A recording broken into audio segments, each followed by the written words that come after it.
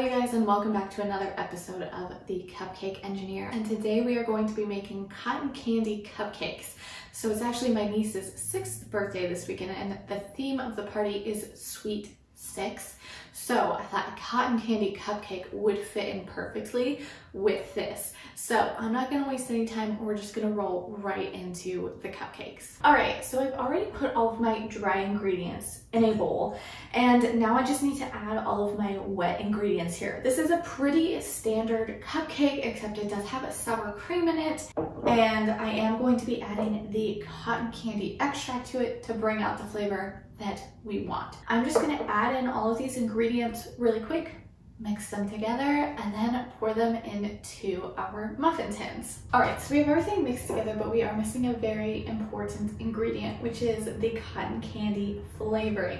Now, I found this on Amazon, and there were kind of mixed reviews about it as far as the potency of the flavor and the flavor itself. Some people said it tasted more like bubblegum, but for a 6-year-old, I don't think she's gonna care. Personally, I do see the bubblegum just from a quick whiff of it, but I'm hoping if we add the right amount, it'll come out as cotton candy and not so much bubblegum. Now, the recipe called for 1.5 teaspoons, but I'm gonna throw in 2 teaspoons because people said that for every teaspoon your recipe asks for, you wanna triple it. I'm kind of afraid to do that. And in the cupcake itself, I'm not as worried, but with the frosting, I'll do some taste testing with the frosting and kind of add a little bit more, depending on what we think is needed. So I'm just gonna add in this flavoring really quick, and then we'll mix that in, and it'll be ready to go in the muffin tins.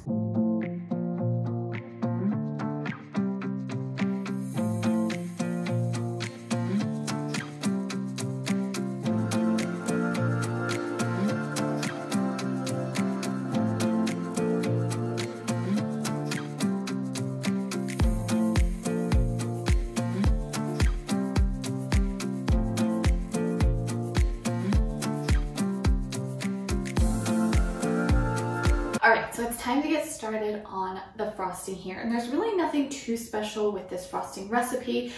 Instead of using vanilla extract, we're gonna be using cotton candy flavoring. The only thing different than what I normally do with my recipes is that this recipe actually called for half butter, half shortening in it. It's actually pretty common to use shortening over butter. I just typically stick with buttercream frostings because that's just what I know best.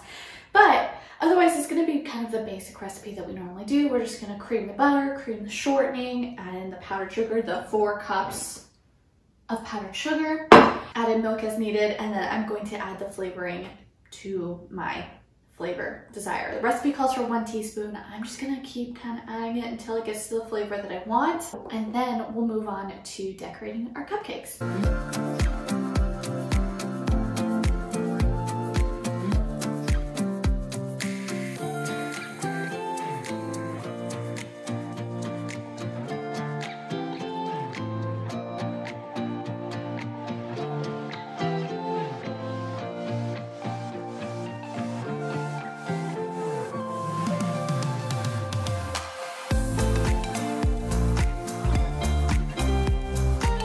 Okay, you guys, so I've just finished the frosting, and I think for once I've actually gotten the proper consistency that I want in the frosting.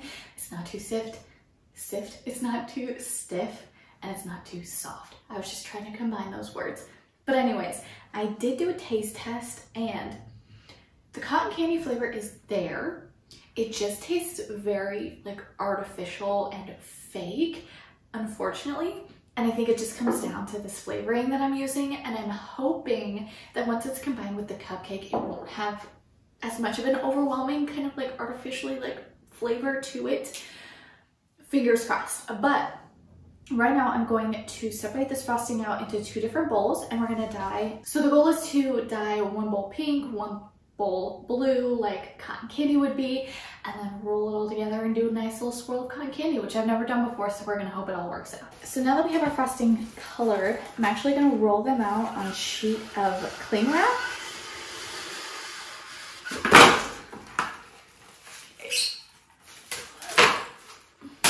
So I'm actually just gonna do rows of alternating frosting colors. I've seen people do this where they put it in piping bags and then they just, pipe it out flat, but I don't want to have to clean more than 1 piping bag. So we're gonna do this with knives, which I've also seen. I feel like that sounds so strange. But I'm basically just gonna do a nice little row. Okay, maybe I should have piped it. A frosting. You know what's great about using the piping bag that I'm not realizing? So when you do the piping bag, it's gonna be more even on your frosting stroke. That's what we want to call that, I suppose. So we're just gonna alternate colors and hope that it turns out okay. You could also do this with alternating flavors of frosting if you wanted to as well, which I think one day I will do a video on that, but I think I need to build up to that because we're already struggling as this.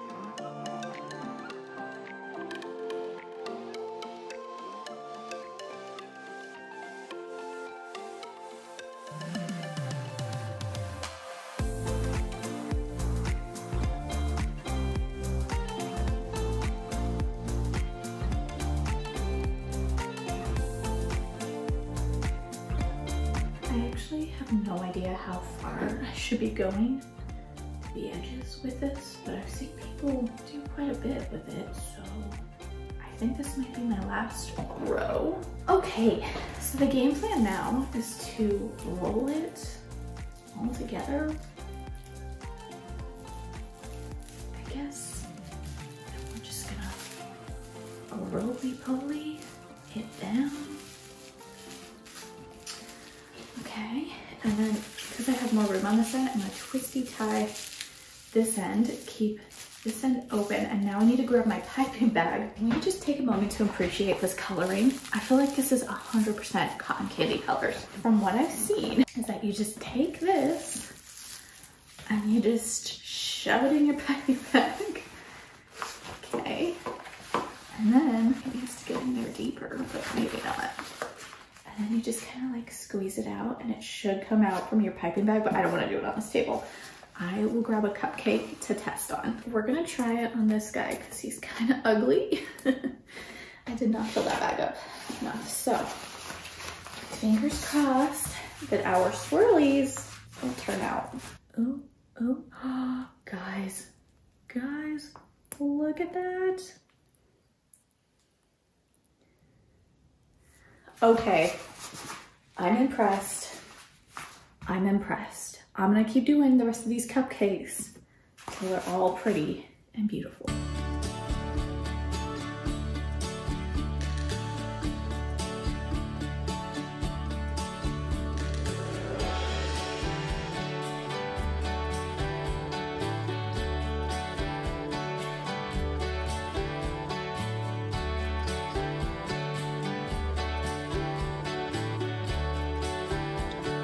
Hey guys, so I'm finishing up editing this video and I didn't really like the outro that I had because it was a little bit rushed. Plus I've had some additional thoughts since I finished the cupcakes. So if I was to do this recipe again, I would definitely make the pink frosting either a darker pink, or I would do a little bit less blue frosting because the blue frosting became a little bit overwhelming, and when you kind of looked at the cupcakes, they just looked like very blue cupcakes and the pink didn't come through as much as I hoped for. So either less blue or just a darker pink would be the first thing. And then if you're gonna do this method with the swirl, I think it would just be way easier to just use the piping bags, even though you might have to use more piping bags.